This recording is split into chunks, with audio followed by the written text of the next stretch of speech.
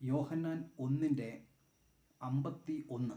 നീ ഇതിനേക്കാൾ വലിയത് കാണും, സ്വർഗം തുറന്നിരിക്കുന്നതും മനുഷ്യപുത്രൻ്റെ അടുക്കൽ ദൈവദൂതന്മാർ കയറുകയും ഇറങ്ങുകയും ചെയ്യുന്നതും നിങ്ങൾ കാണും.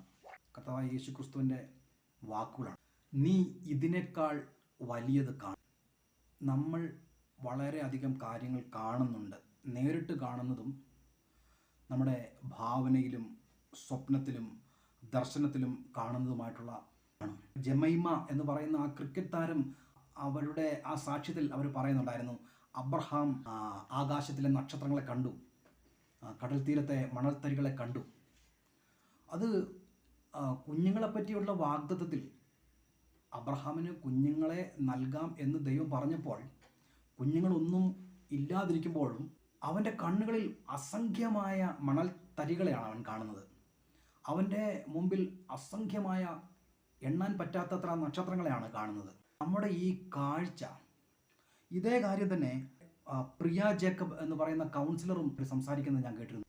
ആധുനിക കൗൺസിലിങ്ങിലും മനഃശാസ്ത്രത്തിലും ഇതേ കാര്യം തന്നെയാണ് പറയുന്നത്. ഞാൻ ഇന്ന് പറയുന്ന ഈ വചനത്തിലും നീ ഇതിനേക്കാൾ വലിയത് കാണും എന്ന് പറയുമ്പോൾ നമ്മുടെ കാഴ്ചകൾ, നമ്മുടെ ദർശനങ്ങൾ, നമ്മുടെ സങ്കല്പങ്ങൾ അത് ക്രിസ്തുവിനോട് ചേർന്ന് ആകുമ്പോൾ അതിന് വലിയത് കാണും, വലിയ മാനം അതിന് ഉണ്ടാകും എന്ന് പറയാൻ ഈ നിമിഷം ഞാൻ ആഗ്രഹിക്കുകയാണ്. സ്വർഗം തുറന്നിരിക്കുന്നത് നമ്മുടെ ദർശനങ്ങളിലുണ്ടാവും.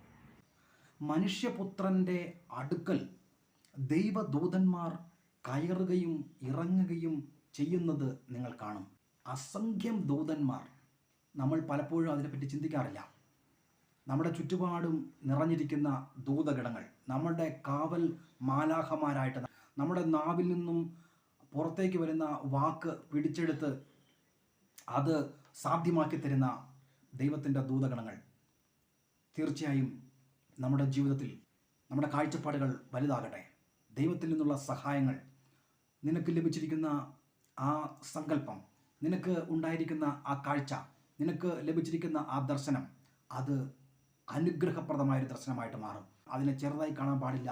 നീ മാത്രം കാണുന്ന ദർശനങ്ങൾ, നീ മാത്രം കാണുന്ന ചിന്ത, നിനക്ക് മാത്രം ദൈവവുമായിട്ടുള്ള ബന്ധത്തിലൂടെ അത്തരം ചിന്തകൾ അത് വലിയതാണ്.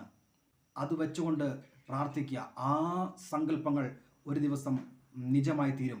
അത് നമ്മൾ ചിന്തിക്കുന്നതിൽ വലുതായിരിക്കും. നമ്മൾ ചിന്തിക്കുന്നതിനേക്കാൾ, നമ്മൾ നനയ്ക്കുന്നതിനേക്കാൾ ആ വലിയ കാര്യങ്ങൾ, നമ്മൾ ചിന്തിക്കുന്നതിനേക്കാൾ, നമ്മൾ നിരൂപിക്കുന്നതിനേക്കാൾ, നമ്മൾ ഭാവന കാണുന്നതിനേക്കാൾ വലിയ കാര്യങ്ങൾ തീർച്ചയായും നിൻ്റെ ജീവിതത്തിൽ സംഭവിക്കും.